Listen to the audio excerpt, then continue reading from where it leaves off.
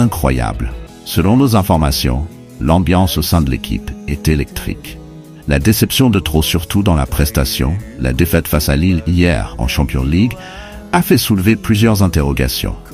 D'abord, je dois vous remercier pour votre soutien. Merci pour vos abonnements, ça fait toujours plaisir. Plusieurs internautes réclament déjà la mise au banc de Kylian Mbappé et la démission du technicien italien Carlo Ancelotti. Plusieurs se demandent pourquoi avoir pris Mbappé au lieu de remplacer un Toni Kroos par exemple. Disons que je les comprends. C'est légitime toutes ces interrogations en tant que Madrilène. Nous aimons notre équipe et une défaite, ça fait toujours mal. Comme l'a dit Ancelotti lui-même en conférence de presse hier, cette défaite est un signal d'alarme pour le club. Cela fait plus de 35 matchs sans défaite et pratiquement 1 an et demi que nous n'avions pas perdu une seule rencontre en Ligue des Champions.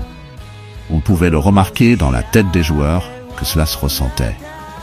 Il n'y avait aucune inquiétude dans leurs yeux, aucune pression, même quand ils jouaient mal.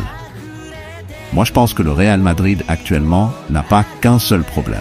Je pense que c'est un ensemble de problèmes qui est la cause de l'atmosphère négative autour du club. Parmi ces problèmes, il y a l'institution, et là je parle de Pérez, il y a le coach, mais on ne va pas trop en vouloir à Ancelotti parce que mine de rien, sur les 3 dernières années, nous avons remporté 2 Ligues des Champions.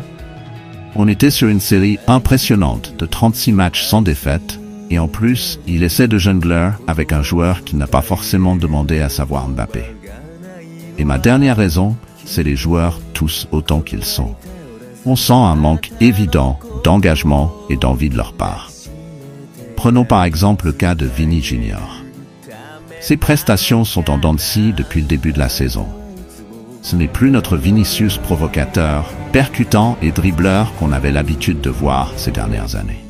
Peut-être c'est à cause des multiples soucis qui l'entourent, à savoir le Ballon d'Or, l'Arabie Saoudite, le racisme dont il est souvent victime, ou encore peut-être à cause de la présence de Mbappé qui le perturbe.